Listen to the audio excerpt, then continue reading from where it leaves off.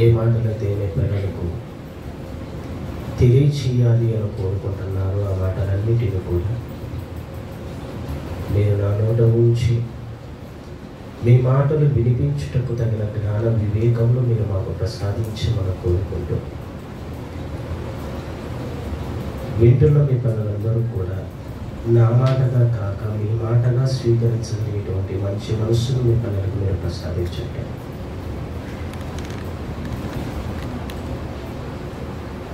మీ మాటల ప్రకారంగా బ్రతుకుటకు సహాయాన్ని అనుగ్రహించమని కోరుకుంటూ క్రీస్తు పేరు కొద్ది ప్రార్థన సమర్పించుకుంటున్నారు కన్న తండ్రి, ఆమేన్.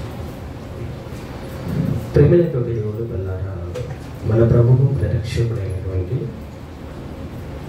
యేసుక్రీస్తు అతి శ్రేష్టమైన నామాలు మీకందరికీ కూడా నా హృదయపూర్వకమైనటువంటి వందనాలు నేను తెలియజేసుకుంటున్నాను. మరి ఈరోజు ఒక ప్రత్యేకమైనటువంటి పాఠాన్ని మనం వినటానికి నేర్చుకోవటానికి సిద్ధపడతాను. ఏంటి ఆ పాఠము అని అంటే, దేవుడు తన భక్తులకందరికీ ఇచ్చే ఘనత ఏది అనేటువంటి పాఠాన్ని మనం వింటాము. ఎలాంటి ఘనతను దేవుడు ఇస్తాడు, అనుగ్రహిస్తాడు అనేది ఆలోచిద్దాం. దేవుడు తన భక్తులకు అందరికీ ఇచ్చు ఘనత ఏంటి? ఘనత అనగానే గొప్పది లేదా హెచ్చించేది. దేవుడు ఎలాంటి ఘనతను తన భక్తులకు ఇస్తాడు? చాలామంది మన ఘనతను మనం కోరుకుంటాం, కానీ దేవుడు రాయించినటువంటి మాట చదివినప్పుడు నిజంగా ఆశ్చర్యాన్ని కలిగించింది. ఎందుకంటే చదువుతున్నప్పుడల్లా ఆ మాటలు అర్థమవుతున్నప్పుడు నిజంగా మది నిండా ఒక సంతోషం, ఆనందం, నిజంగా ఈ ప్రపంచాన్ని జయించినటువంటి ఆనందం మదిలో పుడుతుంది. నిజంగానండి, మన ఆత్మీయ తండ్రి జయశాలి గారు, ఆయనకు దక్కినటువంటి ఘనత ఈరోజు భూప్రపంచంలో ఎవరికి కూడా లేదు. అది ఎలా దక్కింది, ఎలా దేవుడు ఘనతను అనుగ్రహిస్తాడు అనేది దేవుని మాటను బట్టి మనం ఆలోచించాలి. ఎందుకంటే ప్రియులారా, దేవుడు తన భక్తులైన వారికి అందరికీ కూడా ఘనతనిస్తాడా అంటే ఇస్తాడు. అందరికీ ఇస్తాడా? అందరికీ ఇస్తాడు. కానీ కొన్ని కండిషన్స్ అనేది దేవుడు పెట్టేశాడు. ఇవ్వడానికంటే ముందు కొన్ని కండిషన్స్ దేవుడు పెట్టాడు. ఆ కండిషన్స్ ప్రకారంగా మనం వెళ్ళగలిగితే ఆ ఘనత మనకు కూడా దక్కుతుంది అని దేవుడు బైబిల్లో చెప్పేశాడు. ఏంటి ఆ ఘనత? ఎలాంటిది దేవుడు ఇచ్చేటువంటి ఘనత అనేది మనం ఆలోచించగలిగితేనంటే, ఒకసారి మీరు యెషయా గ్రంథం మీరు చూడగలిగితే, యెషయా గ్రంథము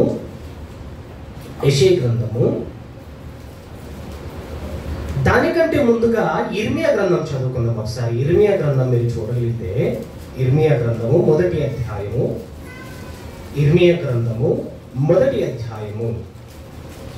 ఇర్మియా భక్తుడి ద్వారా చెబుతున్న మాట. ఏమని మాట్లాడుతున్నాడు చూడండి ఒకసారి. ఇర్మియా గ్రంథము మొదటి అధ్యాయము 10వ వచనంలో ఇర్మియాకు ఒక మాట చెబుతున్నాడు. ఏమని చెబుతున్నాడు అనంటే, ఇర్మియా పెళ్ళగించుటకును, విరగొట్టుటకును, నశింపజేయుటకును, పడద్రోయుటకును, కట్టుటకును, నాటుటకును నేను ఈ దినమున జనముల మీద, రాజ్యముల మీదను నేను నిన్ను నియమించి ఉన్నాను అని అన్నాడు. చూడండి, ఇర్మియా అనేటువంటి భక్తుడికి దేవుడు చెబుతున్న మాట ఏమని చెబుతున్నాడు అంటే, ఇదిగో జనములను నీవు పెళ్ళగించుటకును, విరగొట్టుటకును, తర్వాత నశింపచేయుటకును, పడద్రోయుటకును, కట్టుటకును, నాటుటకును నేను ఈ దినముల జనముల మీద, రాజ్యముల మీద నేను నిన్ను నియమింతును అన్నాడు. అంటే ఒక అధికారాన్ని ఇర్మియాకు అనుగ్రహిస్తున్నాడు. ఏంటి అధికారము అంటే, నువ్వు పెళ్ళగించాలి అంటే ఏమైపోతుంది? పెళ్ళగింపబడుతుంది. నువ్వు కట్టాలి అనుకుంటే కట్టబడుతుంది. నువ్వు నాటాలి అనుకుంటే నాటబడుతుంది. పెరికి వేయాలనుకుంటే పెరికి వేయబడుతుంది అని అన్నాడు. అంటే ఈ భూప్రపంచంలో సాధారణంగా మనిషికి అవి అసాధ్యమైనవి. మనిషికి అసాధ్యం. ఎవరిని పడగొట్టడం, ఎవరిని పెరిగివేయటం, ఎవరిని నాటడం, ఎవరిని పెళ్ళగించటం అంటే జనములను అన్నాడు. చూడండి, జనాలన్నట. జనాలను ఏం చేస్తారట? జనములను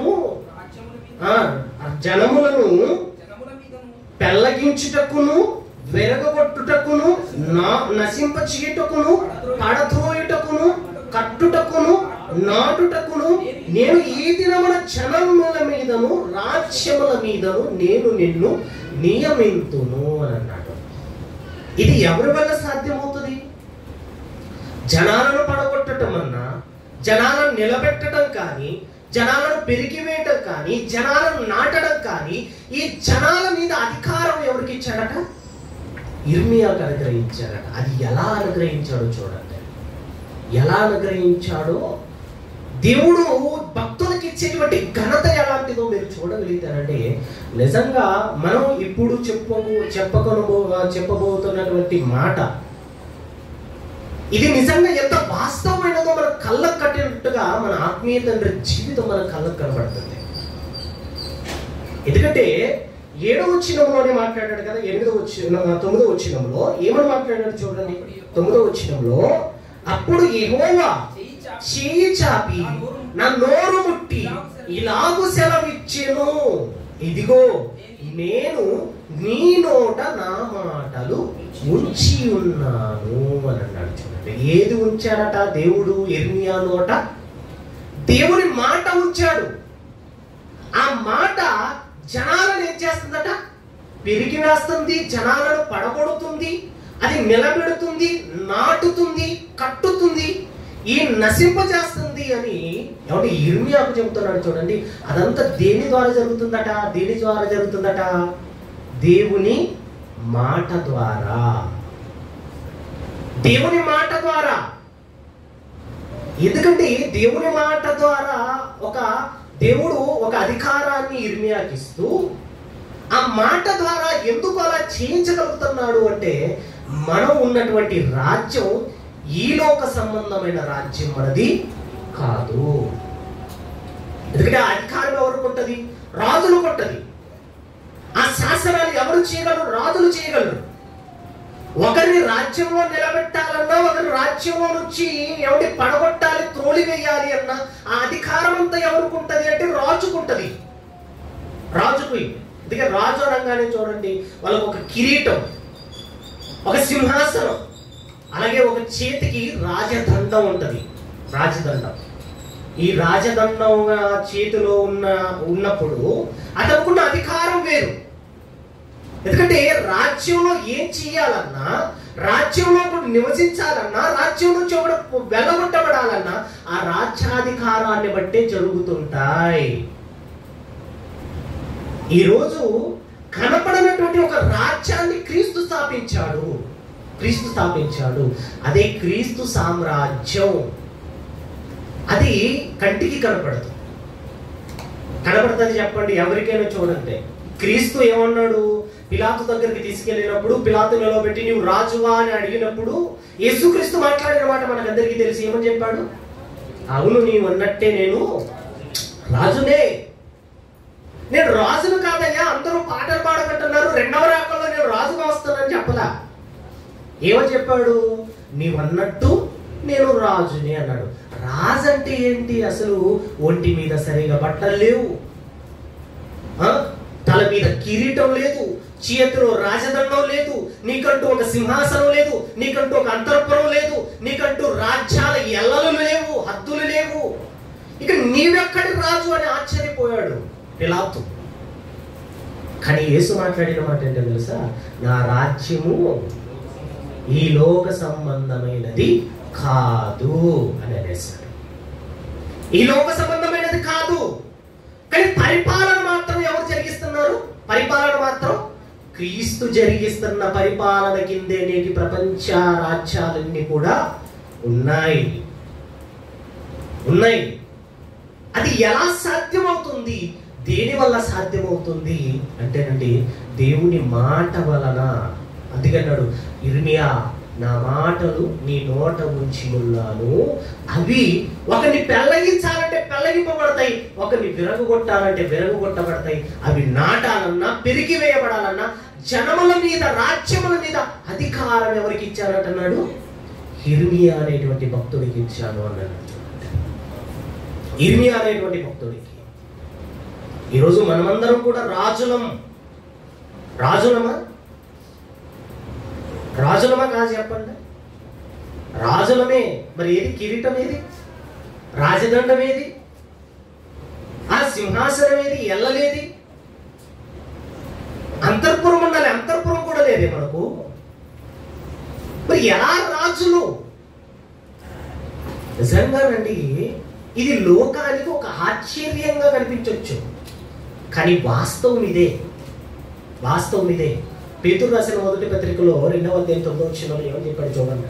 పేతురు రాసిన మొదటి పత్రిక 2వ అధ్యాయం 9వ వచనంలో, అయితే మీరు చీకటిలో నుంచి ఆశ్చర్యకరమైన తన వెలుగులోనికి మిమ్మల్ని పిలిచిన వారి గుణాతిశయములను ప్రచురము చేయ నిమిత్తము ఏర్పరచబడిన వంశము, రాజులైన యాజక సమూహమును అని అన్నాడు. చూడండి, ఎవరు? మనమే. ఎవరమాట మనం? రాజులైన యాజక సమూహం, పరిశుద్ధ జనం, దేవుడి సొత్తైన ప్రజలు అని అన్నాడు. చూడండి, అంటే మనమంతా ఎవరు? రాజులం. రాజు అనగానే రాజుకి రాజదండం ఉండాలి, దండం లేదే మరి. కిరీటం ఉండాలి, కిరీటం లేదే మరి. సింహాసనం ఉండాలి, సింహాసనం లేదే మరి. అంతఃపురం ఉండాలి, అంతఃపురం లేదే మరి. కానీ మన రాజ్యం అనేది ఈ లోక సంబంధమైన రాజ్యము కాదు. ఈ లోక సంబంధమైన రాజ్యము మనది కాదు. మనది ఏ లోక సంబంధమైనది అంటే ఇహలోక సంబంధమైనది కాదు, కానీ పర సంబంధమైన రాజ్యము.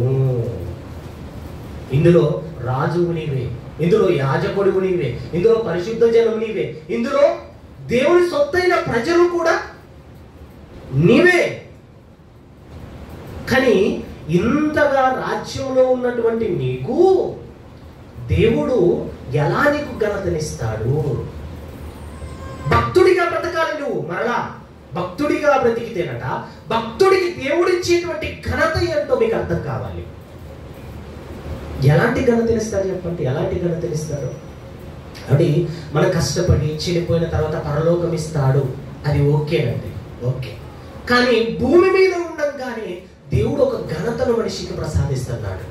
అది ఎలా ఎలా ఎలా ఎలా ఎలా ప్రసాదిస్తున్నాడు? దేని ద్వారా ప్రసాదిస్తున్నాడు?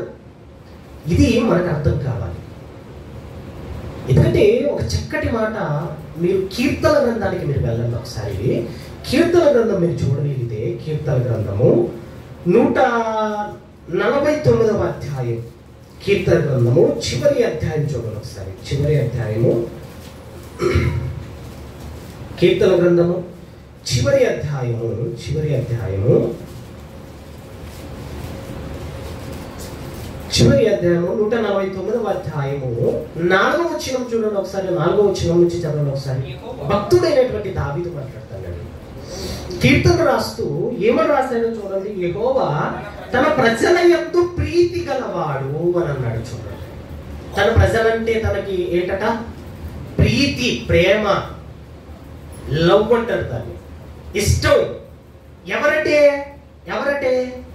దేవుడికి ఎవరంటే ప్రీతట? ఎవరంటే ఇష్టమట దేవుడికి? తన ప్రజల యందు ఆయన ప్రీతి గలవాడు. తన ప్రజలు అంటే తనకి ఇష్టం, ప్రేమ. ఎందుకంటే కొంతమంది భార్య అంటే ప్రేమ ఉన్న వాళ్ళు ఉంటారు, భర్త అంటే ప్రేమ ఉన్న వాళ్ళు ఉంటారు. కానీ దేవుడికి ఎవరంటే ప్రేమట? తన జనుల యందు, యెహోవా ప్రజల యందు ఆ ప్రీతి గలవాడు అంటే ప్రేమ చూపేవాడు.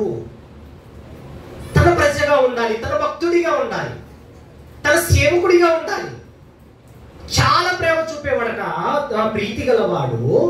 ఆయన దీనులను రక్షణతో అలంకరించును, భక్తులు ఘనత నొంది ప్రహర్షించుదురుగాక అన్నాడు. చూడండి, భక్తులు ఎలా ఘనత నొందుతారు? భక్తులు ఘనత నొంది ప్రహర్షించుదురు అన్నాడు. మరి ఎలా ఘనత నొందుతారు చెప్పండి? ఎలా ఘనత ఉంది? ఈరోజు భక్తుడిగా బ్రతుకుతున్న నీకు ఘనత ఎలా?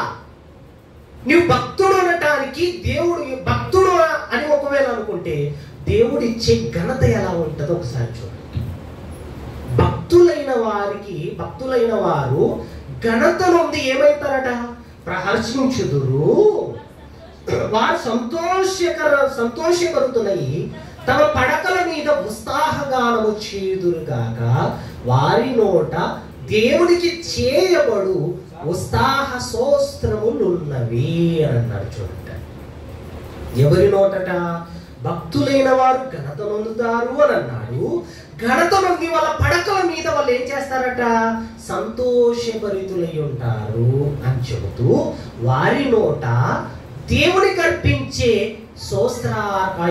ఏమున్నాయన్నాడు? ఉత్సాహ స్తోత్రములు ఉన్నవి.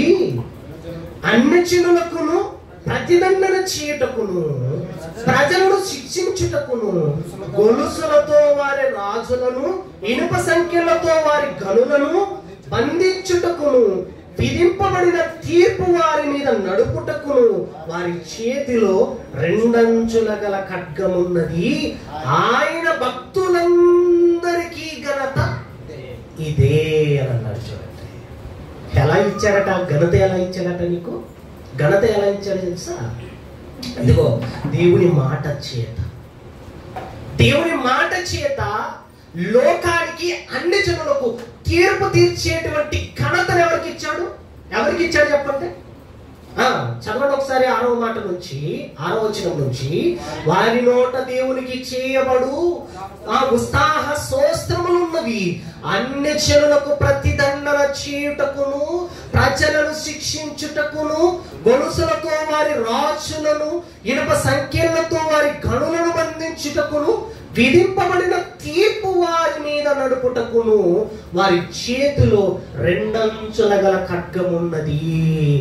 అది ఆయన భక్తులందరికీ దేవుడిచ్చిన ఘనత. దేనిని బట్టి ఘనత తెలుసా? వాక్యాన్ని చేత బట్టి, రెండంచుల గల ఖడ్గం చేత అన్ని జనులకు ఏమండి ఆ దేవుడు ప్రజలైన వారి మీద ఏమండి ఒక అధికారం. అందుకే అన్నాడు, అన్యజనులకు ప్రతిదండన చేయుటకును, ప్రజలను శిక్షించుటకును, గొలుసులతో రాజులను, ఇనుప సంఖ్యలతో వారి కనులను బంధించుటకును, విధింపబడిన తీర్పు వారి మీద నడుపుటకును వారి చేతిలో రెండంచుల గల ఖడ్గమున్నది అని అన్నాడు. ఎలాంటి ఘనతను దేవుడు ఇచ్చాడో తెలుసా? ఇదే భక్తులందరికీ దేవుడిచ్చే ఘనత అన్నాడు. ఏంటి ఆ ఘనత అనుకుంటున్నారా?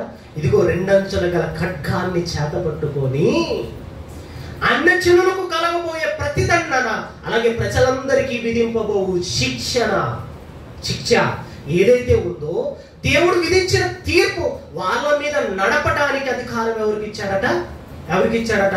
తన భక్తులైన వారికి ఇచ్చాడట. చూడండి, ఎంత పెద్ద ఘనత చూడండి. ఈ ఘనత ఎవరికి దక్కింది అంటే కేవలం తన భక్తులైన వారికి మాత్రమే దక్కుతుందండి. ఈ ఘనత భక్తులైన వారికి మాత్రమే ఈ ఘనత దక్కుతుంది. ఈరోజు మన ఆత్మీయ తండ్రి జయశాలి గారు ఏమండి, ఈరోజు ఆయన మాట మాట్లాడాడు అంటే అది ఒక శాసనంగా నిలబడిపోతుంది. చూడండి, ఎందుకంటేనండి ఈరోజు ఎంతమందిని పడగొట్టలేదు, ఎంతమందిని వెరగొట్టలేదు, ఎంతమందిని కాబట్టి నాటలేదు, ఎంతమందిని పెరిగివేయలేదు చెప్పండి. దేవుడిచ్చిన ఘనత అది. ఆయన భక్తులందరికీ కూడా దేవుడిచ్చేటువంటి ఘనత ఇదే. దేని ద్వారా? దేవుని మాట ద్వారా, దేవుని వాక్యం ద్వారా.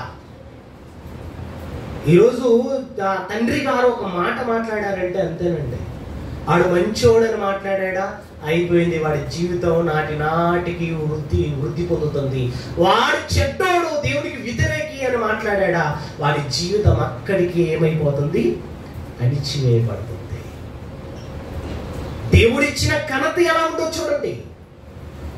ఎందుకంటేనండి దేవుడు రెండంచులు గల ఖడ్గాన్ని మన చేతికి ఇచ్చాడు. ఇది ప్రజలందరి మీద తీర్పు నడుపుతుందట. తీర్పు నడపటానికి అందుకే దేవుడిచ్చేటువంటి ఘనత తన భక్తుడు అవ్వాలి. నువ్వు తన భక్తుడైతే చాలు. ఇదిగో నీకు ఒక అధికారం ఏంటో తెలుసా? శాసించే అధికారం, పాలించే అధికారం, జనాలను విరగొట్టే అధికారం, జనాలను నాటగలిగే అధికారం ఎవరిచ్చారు అంటే దేవుని మాట చేత. అంటే ఎంతమందిని పడగొట్టలేదు చూడండి.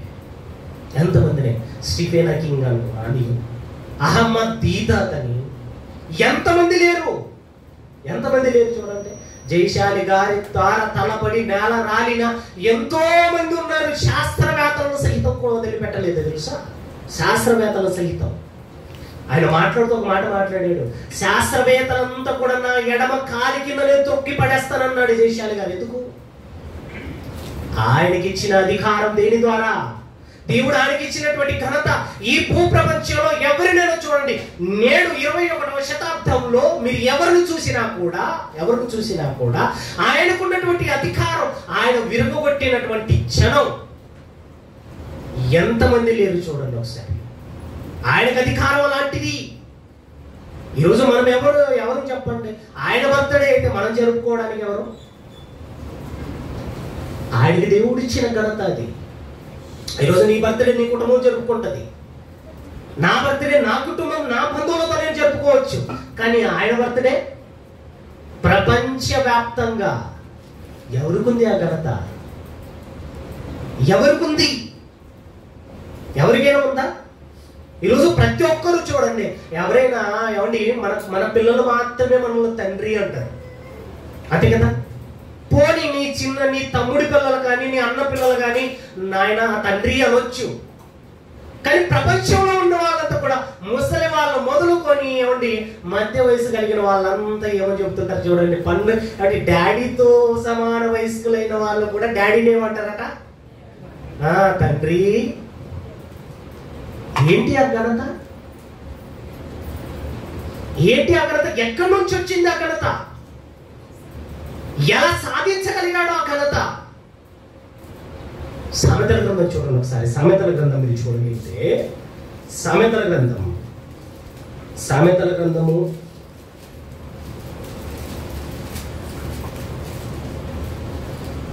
5వ అధ్యాయం కూడా చూడండి ఒకసారి. సామెతల గ్రంథము 4వ అధ్యాయము 7వ వచనం నుంచి మీరు చదవండి ఒకసారి. 7వ వచనం నుంచి మీరు చదవగలిగితే, జ్ఞానము సంపాదించుకొనుటయే జ్ఞానమునకు ముఖ్యాంశము అని అన్నాడు చూడండి. జ్ఞానం సంపాదించుకొనుట జ్ఞానానికి ఏంటట? ముఖ్యాంశము. నీ సంపద అంతయు ఇచ్చి బుద్ధి సంపాదించుకొను, దానిని గొప్ప చేసిన ఎడల అది నిన్ను హెచ్చించును, దాన్ని కౌగలించుకుని ఎడల అది నీకు ఘనత తెచ్చును అని అన్నాడు చూడండి. ఘనత తెచ్చును. దేని ద్వారా? ఆయనకు ప్రపంచంలో దేశాలలో ఉన్నటువంటి దేశాధికారులు ఇచ్చిన ఘనత కాదది. అలాంటి ఘనత కాదు, అలాంటి అధికారం ఆయనది కాదు, అలాంటి పరిపాలన ఆయనది కాదు. ఎలాంటి పరిపాలన, ఎలాంటి ఘనత ఎవరిచ్చారట? ఘనత ఎవరిచ్చారట? ఎలా సాధించుకున్నాడో చెబుతున్నాడు చూడండి. ఎలా సాధించుకున్నాడు అంటే, ఎలా సాధించాడు అంటే, నీ సంపాదన అంతయు ఇచ్చి బుద్ధి సంపాదించుకును, దాన్ని గొప్ప చేసిన అనగా దేవుని వాక్యాన్ని, దేవుని జ్ఞానాన్ని నీవు గొప్ప చేసిన ఎడల అది నిన్ను హెచ్చించును, దాన్ని కౌగిలించుకున్న ఎడల అది నీకు ఘనత తెచ్చును అని అన్నాడు. చూడండి, ఈరోజు అంతగా ఆయన పొగడటానికి, అంతగా ఆయన గొప్పవాడు అనటానికి కారణం ఏంటి? కారణం ఏంటి? వాక్యం. ఆయన వాక్యం ముందు తలదించాడు. ఆయనను వాక్యమే తల ఎత్తేటట్టుగా చేసింది. దేవుడిచ్చే ఘనత, దేవుడు భక్తులైన వారికి అందరికీ కూడా ఇచ్చినటువంటి ఘనత ఎలాంటిది అంటే ఇదేనండి. ఆయన ఎవరిని నమ్ముకోలేదు, ఎవరిని ఆశ్రయించలేదు, ఎవరి కాళ్ళ దగ్గర వెళ్ళి నేర్చుకోలేదు. కానీ ఆయన 25 సంవత్సరాలు తపస్సు కూర్చొని దేవుని వాక్యాన్ని, జ్ఞానాన్ని సంపాదించుకొని దేవుని వాక్యం దగ్గర తల ఉంచాడు కనుకనే ఈరోజు అదే వాక్యం ఆయనను ఏం చేసింది? తలెత్తింది, అందరికంటే గొప్పవాడిగా చూపెట్టింది. అదే అంటున్నాడు, దానిని నువ్వు కౌగిలించుకొని ఎడల అది నీకు ఏం చేస్తుందట? ఘనత తెచ్చును, అది నీ తలకు అందమైన మాలిక కట్టును, ప్రశస్తమైన కిరీటమును నీకు దయచేయును అన్నాడు. చూడండి, రాజు అనగానే కిరీటం ఉండాలి కదా, ఎలా ధరింపజేస్తుందట? అది వాక్యం ఎలా ధరింపజేస్తుందట? ప్రశస్తమైన కిరీటాన్ని పెడతదట. చూడండి, రాజు ఎందుకు? వాక్యాన్ని కౌగిలించుకున్నాడు, జ్ఞానాన్ని సంపాదించుకున్నాడు. అందుకేనండి దేవుడిచ్చే ఘనత ఎలా ఇస్తున్నాడు చూడండి.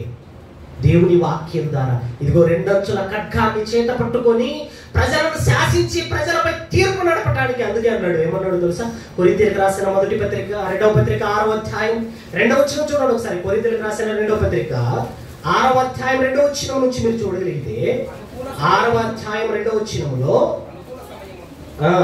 కొరింథీయులకు రాసిన మొదటి పత్రిక చూడండి. మొదటి పత్రిక 6వ అధ్యాయం 2వ వచనంలో 6వ అధ్యాయం 2వ వచనంలో మీరు చూడగలిగితే, పరిశుద్ధులు లోకమునకు తీర్పు తీర్చుదరని మీరెరగరా అని అన్నాడు. చూడండి, ఎలా తీర్పు తీరుస్తారట? ఎవరు తీర్పు తీరుస్తారని అంటున్నాడు? పరిశుద్ధులు లోకమునకు తీర్పు. ఎందుకంటే అధికారం వాళ్ళకి ఇచ్చాడు దేవుడు. 2 అంచుల గల ఖడ్గాన్ని చేత పట్టుకొని ఏమంటే తీర్పు నడపటానికి 2 అంచుల గల ఖడ్గాన్ని ఆయన దేవుడు చేతికి ఇచ్చాడండి. 2 అంచుల ఖడ్గం అంటే ఏంటి అనుకుంటున్నారు? ఏంటి 2 అంచుల ఖడ్గం? వాక్యం. దేవుడిచ్చే ఘనత, భక్తులైన వారికందరికీ కూడా దేవుడిచ్చే ఘనత ఏంటో తెలుసా? వాక్యాన్ని నువ్వు ప్రేమిస్తే, వాక్యాన్ని నువ్వు కౌగిలించుకుంటే, వాక్యాన్ని నువ్వు హత్తుకుంటే, వాక్యాన్ని నీవు అభ్యసిస్తే ఆ వాక్యమే నేను ఏం చేస్తుందట? ఘనత చేస్తుంది, గొప్పవాడిగా చేస్తుంది. అదే దేవుడిచ్చే ఘనత ఈరోజు ప్రపంచానికి దైవ భక్తులకు దేవుడిచ్చే ఘనత ఏంటో తెలుసా? వాక్యం. అందుకే అన్నాడు, కిరీటం ఎలా ఆగుతుందన్నాడు, కిరీటం ఎలా వస్తుందన్నాడు, ఎలా వస్తుందన్నాడు? సామెతల గ్రంథంలో చదువుకున్నాం కదా. సామెతల గ్రంథం 4వ అధ్యాయము, సామెతల గ్రంథం 4వ అధ్యాయం చూడండి. కిరీటం ఎలా సంపాదించుకుంటున్నారట చూడండి. 4వ అధ్యాయము 10వ వచనమా 9వ వచనం చదవండి ఒకసారి. అది మీ తలకు అందమైన మాలిక కట్టును అన్నాడు. చూడండి, అందమైన మాలిక కట్టును, ప్రకాశమానమైన కిరీటము నీకు దయచేయును. రాజు కిరీటం చూడండి ఎలా ఉంటది? తల తల తల తల తల తల మెరిసిపోతుంటది రాజు కిరీటం. రాజు కిరీటం ఎలా ఉంటది? తల తల తల తల మెరిసిపోతుంటది. దేవుడు ఎలా ఎలా కిరీటాన్ని ధరింపచేస్తాడట? ఎలా కిరీటాన్ని ఇస్తాడట మనిషికి? ఎలా కిరీటాన్ని ఇస్తాడట? ప్రకాశమానమైన కిరీటమును ఆయన నీకు దయచేయును అన్నాడు. చూడండి, ప్రకాశమానం. ఆ కిరీటాన్ని ఎవరు దయచేస్తారట? దేవుడు దయచేస్తాడు. అది ఎప్పుడు దయచేస్తాడు? ఎప్పుడు దయచేస్తాడు? ఇదిగో ఆ వాక్యాన్ని నువ్వు కౌగిలించుకున్నప్పుడు, ఆ వాక్యం ముందు నువ్వు తలదించినప్పుడు, ఆ వాక్యం ముందు తలదించావు కనుక తలను దేవుడు పైకెత్తిస్తాడు. అది దేవుడిచ్చే ఘనత. మరి రాజు అనగానే దండం ఉండాలి, చేతిలో దండం ఉండాలి కదా. రాజు అంటే ఏముంటాయి అంటే కిరీటం ఉంటుంది, అంతఃపురం ఉంటుంది, అలాగే దండం ఉంటుంది, రాజదండం ఉంటుంది, ఒక సింహాసనం ఉంటుంది. ఇదంతా కూడా రాజ్యానికి ఉన్నటువంటి అర్హతలు. ఇవన్నీ కూడా అందులో ప్రజలు, సైనికులు, ఇదంతా కూడా రాజ్యానికి ఉన్నటువంటి అధికారం. మరి మనకెక్కడ నుంచి చెప్పండి, ఎలా కిరీటాన్ని ధరింపజేస్తాడు అని చదువుకున్నాం. వాక్యం చేత ప్రకాశమానమైన కిరీటాన్ని ధరింపజేస్తాడు అని అన్నాడు. మరి దండం ఏంటి చూడండి. దండం అనగానేంటి, రాజు చేతిలో ఉన్న దండానికి ఉన్న అధికారం చెప్తున్నా. అధికారం ఎలాంటిది అంటే, ఎవరైనా మరణం అవ్వాలి అంటే ఆ దండాన్ని పట్టుకొని వాళ్ళ వైపు ఇలా చూయిస్తే వాళ్ళు బ్రతికిపోతారు, అలా చూయించకపోతే వాళ్ళు చనిపోతారు. అంటే రాజు దగ్గరికి వెళ్ళినప్పుడు, లేకపోతే రాజు ఏదైనా నిర్ణయం చేయాలనుకున్నప్పుడు అతను మాట్లాడవలసిన అవసరం లేదు. ఆ దండం చేత అధికారాన్ని పాలిస్తుంటాడు. ఆ దండం చేతలో పరిపాలిస్తుంటాడు. ఎలా పరిపాలిస్తుంటాడు తెలుసా? ఎలా పరిపాలిస్తుంటాడు అంటే, ఎస్తేరు ఉంది, మనకందరికీ తెలుసు. ఎస్తేరు ఏమండి, రాణిగా చేయబడిన తర్వాత యూదులందరి మీద హామాను కుట్ర పన్ని యూదులందరినీ చంపాలి అనే శాసనం రాసి చేశాడు. అది అమలు కాక మునిపే మొర్దెకై వచ్చి ఎస్తేరుతో మాట్లాడుతుంది, నీవు వెళ్ళి రాజుతో మాట్లాడు, నీ రాజాధికారం వచ్చింది దేనికో తెలుసా, రాణిగా నీవు కోటలోనికి వెళ్ళింది దేనికో తెలుసా, యూదులను రక్షించడానికి అయి ఉండొచ్చు, దయచేసి ఈ విషయాన్ని గమనించి నువ్వు రాజుతో మాట్లాడు అని అనగానే ఆమెకు వంతు లేకపోయినా వెళ్ళిందండి. వెళ్ళంగానే రాజు దగ్గర నిలబడంగానే రాజు చూసి తన చేతిలో ఉన్న దండాన్ని ఆమె వైపు చూపించాడు. ఎందుకంటే రాజుకు వారు వచ్చినటువంటి ఆ రాక సమ్మతమైంది. ఒకవేళ సమ్మతం కాలేదనుకోండి ఆ రాజదండాన్ని వారి వైపు చూపకుండా ఇలా పెట్టాడు అంటే అయిపోయింది, వాళ్ళ మరణం అయిపోవాలి. అంత పవర్ఫుల్. ఒక మాటలో చెప్పాలంటే ఆ దండానికి ఉన్నటువంటి అధికారం లాంటిది. అప్పుడప్పుడు చూడండి, హిందువుల సినిమాల్లో కూడా మనం చూస్తుంటాం. ఎలాంటిదంటే వాళ్ళ చేతిలో ఒకటి ఏముంటుంది, ఒకటి తాడు లాంటిది పెట్టింటారు. తాడు లాంటిది దేనికి అంటే, అది ఒక వాళ్ళకున్నటువంటి పద్ధతుల ప్రకారంగా వాళ్ళు పెట్టుకున్నారు. కానీ రాజుకు కిరీటం, దండం, సింహాసనం, అంతఃపురం ఇవన్నీ కూడా ఉండాలి. కానీ దేవుడు ఎలా ఇస్తున్నాడో ఆ దండం ఏంటో కూడా మీరు చూడగలిగితే, యెషయా గ్రంథము 11వ అధ్యాయం చదవండి ఒకసారి. యెషయా గ్రంథము 11వ అధ్యాయము 3-4 వచనాలు మీరు చూడగలిగితే, యెషయా గ్రంథము 11వ అధ్యాయము 3-4 వచనాలు చదవండి ఒకసారి. 3-4 వచనాలు మీరు చూడగలిగితే, యెహోవా భయము అతనికి ఇంపైన సువాసనగా ఉండును, కంటి చూపును బట్టి అతను తీర్పు తీర్చుడు, తాను విను దానిని బట్టి విమర్శ చేయుడు, నీతిని బట్టి బీదలకు తీర్పు తీర్చును, భూనివాసులలో దీనులైన వారికి యథార్థముగా విమర్శ చేయును, తన వాగ్దండము చేత లోకమును కొట్టును అని అన్నాడు. చూడండి ఏంటి అట, దండం ఏంటట, వాగ్దండం అన్నాడు. వాగ్దండం అంటే ఆయన మాటే ఏంటి, వాగ్దండం, ఆయన వాక్యే రాజదండము. ఆ దండం చేత లోకాన్ని కొట్టును అన్నాడు. చూడండి ఈరోజు ఆ మాటే కదండి లోకాన్ని శాసించేది, ఆ మాటే కదండి లోకాన్ని పరిపాలించేది. ఈరోజు ఎలా పరిపాలిస్తున్నాడు, క్రీస్తు సామ్రాజ్యాన్ని ఎలా పాలిస్తున్నాడు అంటే, ఇదిగో 66 పుస్తకాలు కలిగినటువంటి ఈ 2 అంచుల గల ఖడ్గం చేత లోకంపై తీర్పు నడపటానికి, ఇదిగో తీర్పు నడపటానికి ఒక అడ్వకేట్ గా, లేకపోతే తీర్పు నడపటానికి ఒక లాయర్ లాంటి సేవకులను పెట్టి తీర్పు నడుపుతున్నాడు. ఎలాగో తెలుసా, ఆయన మాట చేత, వాగ్దానము చేత జనమును కొట్టును అన్నాడు. చూడండి ఆయన మాట జనాలను నశింపజేస్తుంది, ఆయన మాట జనాలను నిలబెడుతుంది, ఆయన మాట నాటుతుంది, ఆయన మాట పెరిగి వేయబడుతుంది, ఆయన మాట నలగొట్టబడుతుంది, ఆయన మాట ఏమంటే పెరిగి వేయబడుతుంది. జనాలను ఎందుకో తెలుసా, ఆయన మాటకున్న పవర్, అది వాగ్దండము. ఈ మాటను పట్టుకున్న మనం నిజంగానండి ఎలా పాలిస్తున్నామో చూడండి. ఈరోజు మన ఆత్మీయ తండ్రి చూడండి, ఆయన వాగ్దండానికి ఎంతమంది రాలిపోయారో చూడండి. ఆయన వాగ్దండానికి ఎంతమంది దేవుని రాజ్యంలోకి ప్రవేశించారో చూడండి. ఈరోజు వేలకు వేల మంది అండి, వేలకు వేల మంది యవనులుగా అల్లరి చేష్టలతో, పిచ్చి చేష్టలతో బ్రతుకుతున్నటువంటి యవనుల హృదయాలలోనికి వాక్యాన్ని పంపించి, వాక్యం చేత ఆ హృదయాలను మార్చి ఈరోజు క్రీస్తు రాజ్యంలోకి ఎంతమందిని నడిపించారో చూడండి. దేవుడిచ్చిన ఘనత అది. దేవుడిచ్చిన ఘనత, దేవుడిచ్చే ఘనత ఎలాంటిదో తెలుసా?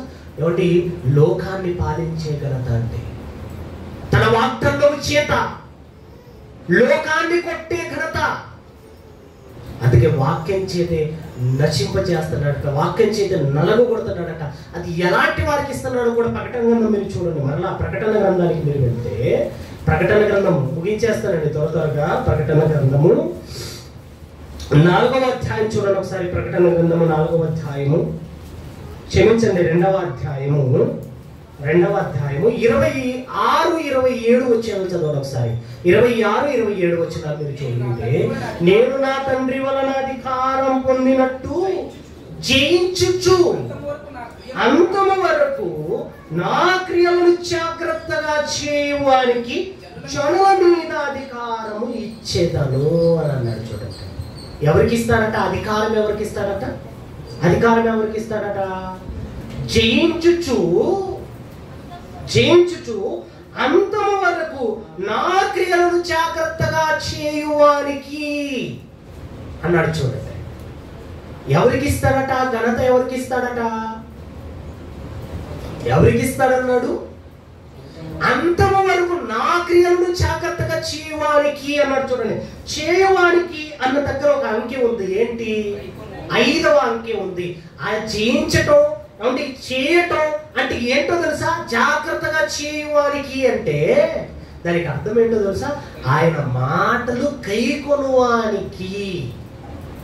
ఎవరి మీద అధికారం? జనాల మీద అధికారం.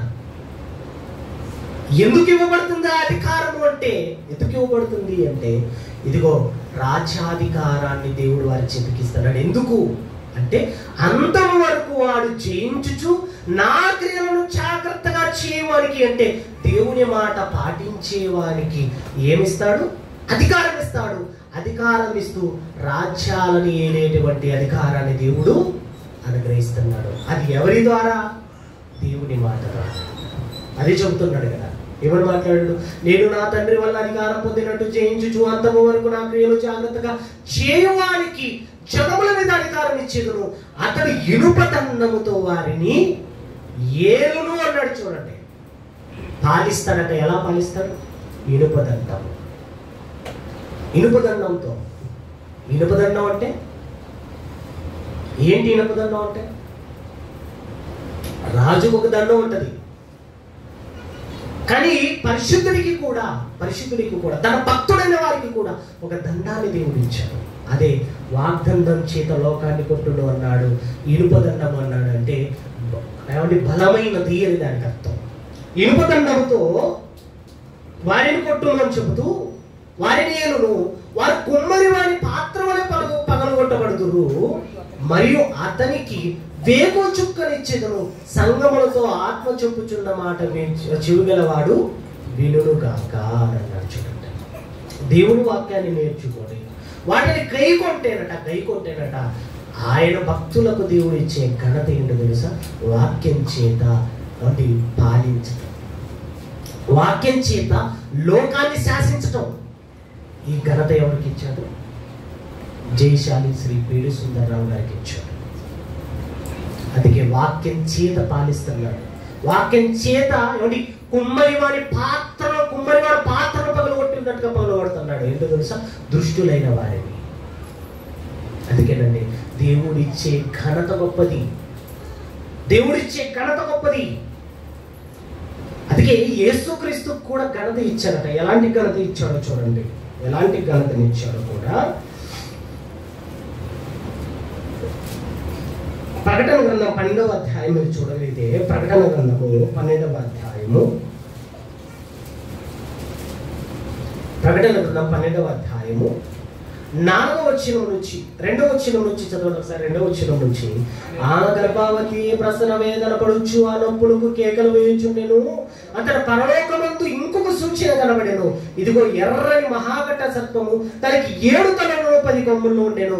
దాని తల మీద 7 కిరీటములు ఉండెను. దాని తోక ఆకాశ నక్షత్రములో 3వ భాగము నుంచి వాటిని భూమి మీద పడవేసెను.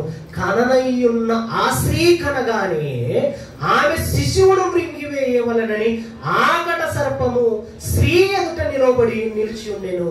సమస్త క్షణములను ఇనపదండముతో ఏలనయ్యున్న ఒక మగ శిశువును ఆమె కనగా, ఆమె శిశువు దేవుని యొద్దకును ఆ సింహాసనం యొద్దకును కొనిపోబడెను అని అన్నారు. చూడండి, యేసుక్రీస్తు గురించి చెబుతున్నమాట. అంటే ఇనపదండంతో ఏలుతాడు అని అన్నాడు. ఎలా ఏలాడో కూడా మీరు అదే ప్రకటన గ్రంథం మీరు చూడగలిగితే, ప్రకటన గ్రంథము 19వ అధ్యాయం చూడండి ఒకసారి. ప్రకటన గ్రంథము 19వ అధ్యాయము 14వ వచనం నుంచి చదవండి ఒకసారి. 14వ వచనం నుంచి మరి చదవగలిగితే, పరలోకమందున్న సేనలు శుభ్రమైన తెల్లని నారబట్టలు ధరించుకొని తెల్లని గుర్రములెక్కి ఆయనను వెంబడించుచుండిరి అని అన్నాడు. చూడండి, ముందు రాజు వెళ్తున్నాడు. ఆ రాజు దేనిపై కూర్చున్నాడట? తెల్లని గుర్రంపై కూర్చున్నారట. ఆ రాజు గనక సేనలు పైన వెళ్తున్నాయట. వాళ్ళకి ఎలాంటి వస్త్రాలు ఉన్నాయన్నాడు? ఎలాంటి వస్త్రాలు అన్నాడు? తెల్లని వస్త్రాలు తొడుక్కొని ఆ సింహాసనం మీద కూర్చున్న వారి వెంట వెళ్తున్నారని చూడండి. ఎవరు అనుకుంటున్నారు ఇదంతా కూడా? ఆ తెల్లని గుర్రం మీద కూర్చున్న వారెవరు? ఆ తెల్లని గుర్రం మీద కూర్చున్న వారెవరు? యేసుక్రీస్తు. ఆయనను వెంబడిస్తున్న సేనలు అన్నాడు. చూడండి, ఆవిడ తెల్లని వస్త్రములు ఇచ్చాడు అని అన్నాడు. తెల్లని వస్త్రములు అనగానే ఏంటి? పరిశుద్ధతకు సూచన, గురుతు. అంటే ఆయనను వెంబడిస్తున్నటువంటి లేదా ఆయన మార్గంలో ప్రయాణిస్తున్నటువంటి ఈ పరిశుద్ధుల కొందరికి కూడా ఒక సేనగా ఉన్నారు. ఆ సేనలు కూడా ఆ గుర్రం వెంట వెళ్తున్నారట. గుర్రం వెంట వెళ్తుంటే ఆయన ఎలా పాలిస్తున్నాడో చూడండి ఒకసారి. ఎలా పాలిస్తున్నాడో, జనములను కొట్టుటకై అంటే జనాలను పాలించటానికై ఆయన నోటి నుంచి ఏమొస్తుందన్నాడు? ఆయన నోటి నుండి వాడిగల ఖడ్గము బయలు వెడలుచున్నది అని అన్నాడు. ఏంటి ఆ ఖడ్గం? వాక్యం. రెండంచుల గల ఖడ్గం ఒకటి బయలు వెళుతున్నది అని అన్నాడు. ఆ ఖడ్గం ఏంటట? వాక్యం. ఆ వాక్యం రెండంచుల గల ఆయన నోటి నుండి వాడిగల ఖడ్గము బయలు వెళుచున్నది.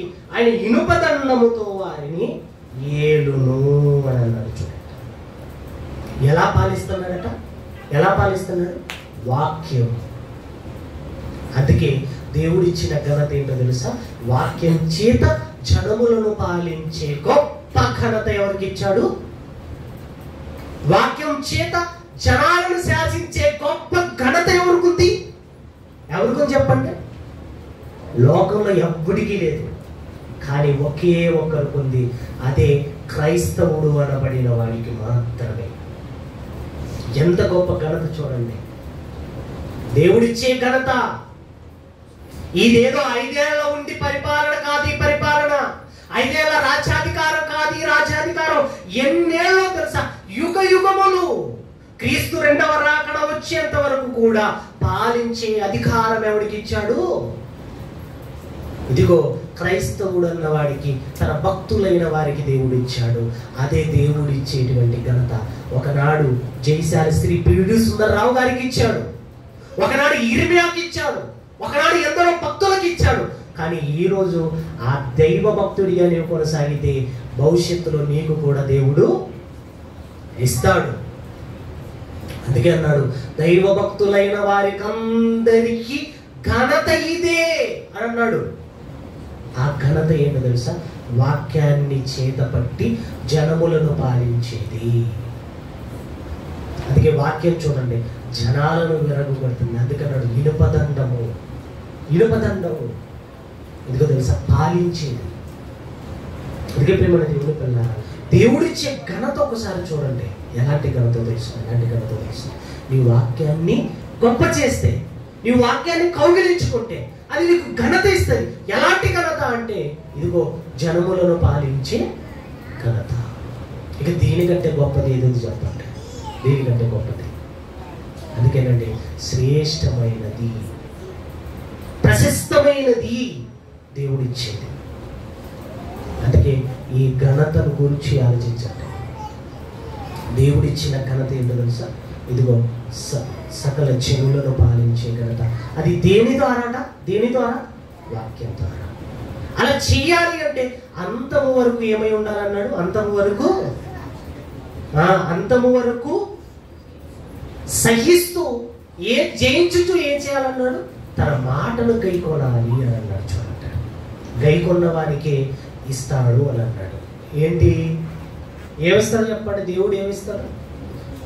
గైకొంటే, వాక్యాన్ని కౌగిలించుకుంటే ఏమిస్తాడట? దేవుడు ఘనతను ఇస్తాడు. అది ఎలాంటి ఘనత? చూసామన్నాక అది దానికి ప్రత్యక్ష సాక్షి ఈ తరంలో మన ఆత్మీయత. చూడండి, ఎంతమందిని పాలించట్లేదు. నిజమండి, దేవుడికి నచ్చాలి కానీ ఎక్కడైనా నేను కూర్చోబెడతాడు దేవుడు. ఆయనకు నచ్చాలంతే, ఆయనకు నువ్వు నచ్చాలి. కానీ ఎక్కడైనా నిలబెడతాడండి దేవుడు. అది దేవుడు ఇచ్చేటువంటి ఘనత. నిజం ప్రియమైన దేవుడు. అందుకే ఆలోచించాలి, ఇంత గొప్ప ఘనతను దేవుడు మనకి ఇచ్చాడు. ఎంత గొప్ప ఘనతను. అందుకే చూడండి, మీరు ఎంతోమంది పెద్దలు ఉంటారు కదా, ఎంతోమంది పెద్దలు ఉంటారు. పెద్దలున్నా, మనకంటే చదువుకున్న వాళ్ళున్నా, మనకంటే అధికారస్తులున్నా, కానీ పాలించే అధికారం ఎవరికి ఇచ్చాడు? బాగా వీడికి చదువు ఉంది కాబట్టి వీడికి ఇచ్చే అనట్లేదు దేవుడు. ఎవరికి ఇచ్చాడు? బాగా వాక్యాన్ని నేర్చుకొని, బాగా వాక్యం ముందు తల వంచిన వాడికి అధికారం దేవుడు ఇస్తున్నాడు. ఏంటి? దేవుడు ఇచ్చేటువంటి ఒక గొప్పదైన ప్రశస్తమైన ఘనత. అది అందరికీ ఇస్తాడు, చెప్పేశాడు. ఎందుకంటే ఆయనకు పక్షపాతం లేదు. కానీ నీవు చేయవలసింది ఏంటి అంటే ఆయన వాక్యానికి లోబడాలి, మాటలు గైకొనాలి. ఆయన చెప్పినట్టుగా మనం బ్రతకగలిగితే మనకు ఒక గొప్ప ఘనతను దేవుడు ఇస్తాడు. అది ఈ భూమి మీదే మనం దాన్ని అనుభవించవచ్చు. కలుసుకొని ప్రార్థన చేసుకుంటాం. మహాపరిశుద్ధులు వినమకండి, మీ శ్రేష్టమైన ఉన్నతమైన నామమును బట్టి మీకు హృదయపూర్వకమైన వందనాలు తెలియజేసుకుంటున్నాను. ఆయన భక్తులందరికీ మీరు ఇచ్చే ఘనత గొప్పది. ఆ ఘనతను గుర్తించాలనుకుంటున్నాను. ఈ దినాన తండ్రి, మీరు ఎంత గొప్పదైన ఘనతను మాకు ప్రసాదించారో చదువుతున్నప్పుడు, వింటున్నప్పుడు నిజంగా తండ్రి, ఇట్టి ఘనత ఈ భూప్రపంచంలో ఎవరికి లేదు అని భావించి అందుకు ప్రత్యక్ష సాక్షిగా మీ కుమారుని మాకు అమలు పెట్టారు. ఈరోజు ఎవరికి లేని అధికారం, ఎవరి మాట చెల్లకపోయినా మా ఆత్మీయ తండ్రి గారి మాట నేటికి అవి స్థిరముగా నిలబెడుతున్నాయి. అలాంటి ఘనతను మీరు ఇచ్చారు ఆయనకి. ఆయన దైవభక్తుడి గనక, మీకు ఇష్టానుసారుడు గనక మీరిచ్చిన ఘనత గొప్పది. ఆ ఘనతను సంపాదించగలిగాడు ఆయన. దైవభక్తులైన వారికి అందరికీ మీరు ఇచ్చే ఘనత ఇది అన్నాడు. ఆ ఘనతకు మమ్మల్ని అందరినీ మీరు పాత్రులుగా చేయమని, మీ పట్ల భయము భక్తి కలిగి బ్రతుకుతూ, మీ వాక్యాన్ని కౌగిలించుకొని, మీ వాక్యాన్ని హత్తుకొని బ్రతకగలిగినటువంటి వాక్యాన్ని మీరు మాకు అందరికీ ప్రసాదించండి. చేరుకుని వచ్చిన సంఘాలంతటినీ మేము జ్ఞాపకం చేసుకుంటాం. మీ పిల్లలకందరికీ మంచి ఆయుష్ ఆరోగ్యాన్ని ప్రసాదించండి. అంతేకాక తండ్రి, మా ఆత్మీయ తండ్రి జయశాలి గారికి మంచి ఆయుష్ ఆరోగ్యాన్ని మీరు ప్రసాదిస్తూ, మరలా మీ కుమారుని ద్వారా ఎన్నో విలువైన సంగతులు వినగలిగేటువంటి భాగ్యాన్ని మీరు మాకు ప్రసాదించమని కోరుకుంటాం. క్రీస్తు పేరు కొద్ది ప్రార్థన సమర్పించుకుంటున్నాను. ఆమేన్.